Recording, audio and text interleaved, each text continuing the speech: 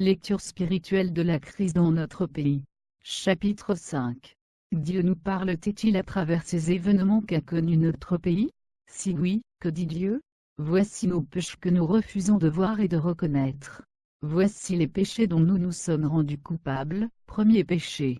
Les péchés que Dieu nous reproche, et sur lesquels il met son doigt, et continue de mettre son doigt, dont nous ne nous rendons malheureusement pas compte.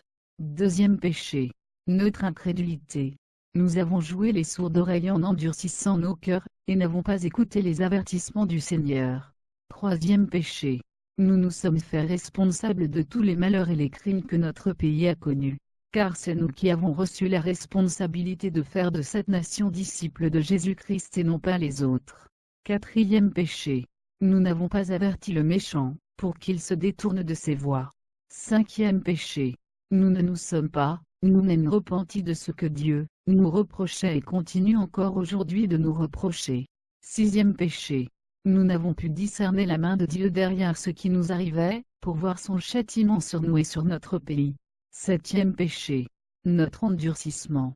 Nous n'avons même pas compris que derrière ce qui se passait, le Seigneur nous parlait et continue encore de nous parler aujourd'hui. Huitième péché. Nous ne savons même pas encore aujourd'hui les raisons pour lesquelles toutes ces choses nous arrivent. Ce que le Seigneur veut réellement et attend de nous. Neuvième péché. Nous avons eu et continuons d'avoir une attitude qui montre à nos propres yeux, que nous n'avons rien à nous reprocher, que nous sommes innocents, que nous ne sommes en rien coupables. Dixième péché. Nous reprochons rien. Notre suffisance et notre orgueil nous fait croire que ce sont les autres les vrais responsables, et les coupables de ce qui nous arrive. Onzième péché. Nous démontrons un grand mépris à l'égard du Seigneur, de son œuvre et de ses avertissements. Nous continuons dans nos voies sans nous soucier de ce que Dieu veut, recherche et attend de nous. Nous endurcissons davantage notre cou en continuant de négliger le Seigneur et ses avertissements. Nous nous aggravons notre cas, en persévérant dans nos péchés, et nos crimes en continuant à négliger les avertissements du Seigneur. Douzième péché. Nous sommes maintenant passés de la désobéissance à la défiance. Notre plus grave péché aujourd'hui. Notre plus grave péché aujourd'hui est notre manque de repentance, notre contentement, notre aisance, surtout notre insouciance. Dieu dit, reconnais seulement ton iniquité, reconnais que tu as été infidèle à l'Éternel, ton Dieu. Jérémie 3, 13. Oh! Si mon peuple m'écoutait, si Israël marchait dans mes voies, en un instant je confondrais leurs ennemis, je tournerais ma main contre leurs adversaires. Psaume 81, 14, 15. Malgré cela, tu dis, oui, je suis innocente. Certainement sa colère s'est détournée de moi. Voici, je vais contester avec toi, parce que tu dis, je n'ai point péché. Jérémie 2, 35. Nous sommes désormais plongés dans un classicisme religieux, que Dieu va bientôt toucher et mettre en mal, si nous ne nous ressaisissons pas. Il ne nous effleure même pas encore aujourd'hui que notre responsabilité en tant que chrétien et Église, est engagée dans ce qui se passe dans notre pays que quiconque. D'abord en tant que citoyen du royaume, et aussi en tant qu'Église de prendre nos responsabilités devant l'histoire, et le destin de notre pays. Mais pour ce faire, il nous faut d'abord savoir notre mal, ce que Dieu nous reproche à nous, en tant qu'Église et ensuite jouer notre rôle auprès des autres. Mais malheureusement, nous prenons notre temps tous les matins de commenter les actualités, et situer les responsabilités des païens à tort ou à raison. Est-ce notre rôle en tant ceux à qui le mandat a été donné, d'aller pour impacter et influencer notre environnement et le monde, parce que c'est qui avons reçu le pouvoir et le mandat? C'est nous le sel de la terre et la lumière du monde, et non les hommes politiques. Eux, ils jouent le rôle qui leur a été donné par leur Père, et nous aussi de notre côté, nous devons jouer le rôle qui nous a été donné par notre Père. Travers les vents et les tempêtes, il vient à nous marchant sur la mer de notre vie, mais les profondeurs de notre égarement nous empêchent de voir sa main tendue. Et bien souvent son langage à travers les circonstances de notre vie demeure un langage codé pour les non-convertis, comme les paraboles qu'il utilisait pour parler aux foules dans la Bible. Mais les disciples qui sont censés être les chrétiens à eux, le langage du Seigneur doit leur parvenir de façon claire. Mais l'Église entend-elle vraiment la voix du Seigneur dans ces vents qui soufflent dans notre pays? L'Église est aussi le lieu où Dieu se manifeste, où il agit à travers ses enfants. Elle représente le royaume de Dieu sur terre, mais surtout dans le pays où elle se trouve. et nous avons surtout situé la responsabilité de l'Église dans la nation où elle se trouve. Nous avons aussi vu que la responsabilité des autorités politiques et administratives sont négligeables face à celle de l'Église et conclu que Dieu ne compte pas sur les autorités de ce monde pour accomplir son dessein et faire venir son règne sur terre. Dieu regarde à son Église et se sert de l'Église pour agir en son nom et au nom de son royaume. C'est pourquoi nous pouvons nous dire aujourd'hui que l'Église a-t-elle vraiment comprise le message de Dieu non seulement avant mais aussi pendant les événements que nous avons connus? Et l'Église a-t-elle vraiment fait ce qu'elle devrait faire? L'Église dans notre pays a-t-elle vraiment donné la saveur qu'elle devrait donner? A-t-elle vraiment éclairé et brillé comme elle devrait? Voici les conclusions et réponses à quelques questions auxquelles nous avons tenté de répondre à travers la première partie du travail que nous avons fait, et notre remarque à travers cette conclusion est vraiment alarmante. Non, nous n'avons pas fait ce que notre Seigneur et son royaume attendent de nous. Quel message de Dieu se cache derrière tout ce qui se passe? Comme nous l'avons dit dans la première partie, derrière ce qui s'est passé dans notre pays, la main de Dieu était derrière. Non, ce n'est lui qui a fait toutes ces choses, mais il les permis comme nous avons eu à l'expliquer plus haut. Le monde est la création de Dieu, il ne l'a pas abandonné à Satan. Dieu veut établir son règne sur terre par son Église et le contrôler. C'est pourquoi nous avons reçu de lui l'ordre et la mission de faire de toutes les nations ses disciples. Oui, la bataille qui est engagée avant même la création du monde, et dans laquelle Dieu engage en tant que chrétien, est en réalité l'établissement de l'autorité et du règne de Dieu perdu. Et Dieu a envoyé son Fils Jésus, notre Seigneur, pour susciter une armée pour cela. Au-delà du salut, il a un plan qui va au-delà de notre âme. Continuer de gérer le monde. Dieu veut retrouver son autorité bafouée par Satan et son armée de démons. C'est-à-dire le contrôle de ce qu'il a perdu. Mais malheureusement ceux qui se disent enfants de Dieu, ne semblent pas avoir la compréhension des choses de Dieu dans cette optique. Ils ont élaboré eux-mêmes leur propre vision et leurs objectifs à atteindre, bien entendu sous le couvert de Dieu ou de l'œuvre de Dieu. En réalité le problème de Dieu se trouve dans son propre camp. Et la difficulté aujourd'hui est de ramener ceux qui se disent ses enfants à l'ordre, en brisant leur vision et objectifs apparemment spirituels, mais en réalité beaucoup plus charnels.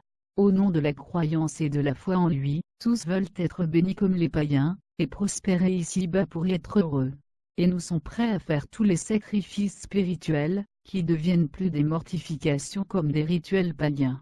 Toute cette pacotille chrétienne cache plutôt notre amour du monde et des choses du monde. C'est pourquoi Dieu nous veut nous ramener à l'ordre, parce que nous sommes devenus rebelles, et je dis bien rebelles. Dieu nous a laissé alors aller selon le penchant de notre cœur, comme un père un enfant qui s'obstine à faire une chose quels que soient les avertissements puis les injonctions de son père. Faire est une méthode pédagogique, que Dieu utilise souvent pour amener ses enfants, rebelles, à toucher de ses propres mains, et voir de leurs propres yeux, les conséquences de leurs actes. Lorsqu'un père veut à tout prix que son enfant fasse ce qu'il veut, sans que l'enfant ne comprenne et mesure les conséquences, il finira à se rebeller tôt ou tard contre le père, et le père risque de le perdre définitivement. Mais le laisser lui-même goûter aux conséquences, lui permettra peut-être de mieux comprendre les avertissements, et à mieux les considérer désormais.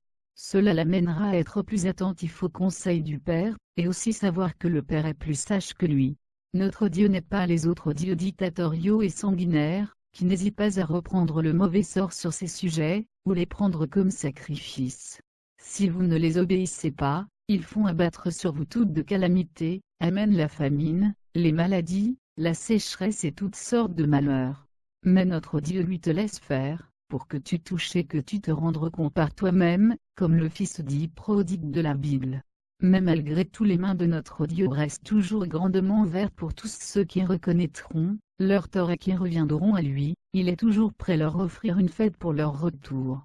Derrière ce que nous avons vécu, y a-t-il un message de Dieu? Oui, car nous savons tous chrétiens comme païens, que Dieu nous voit tous, et c'est lui qui permet que nous vivons. Cela au moins la plupart des hommes, et dans presque toutes les religions, le disent. Comme les hommes ont l'habitude de le dire si Dieu le veut, parce qu'on sait que c'est lui qui permet tout, même si nous avons besoin d'approfondir et éclaircir notre réflexion sur ce sujet, comme nous avons eu à l'expliquer. Dieu dit, sonne-t-on de la trompette dans une ville, sans que le peuple soit dans l'épouvante? Amos 3, 6. Dieu voit et sait toutes choses, mais toutes choses ne viennent pas de lui. Alors plus que nous sommes maintenant bien éclairés sur ce sujet, le malheur ne vient pas de Dieu, mais il voit tout et le permet pour atteindre un objectif souvent pédagogique. Alors nous avons maintenant voir le message caché de Dieu, derrière ce que nous avons vécu. Qu'est-ce que Dieu nous dit? Et qu'est-ce qu'il attend de nous?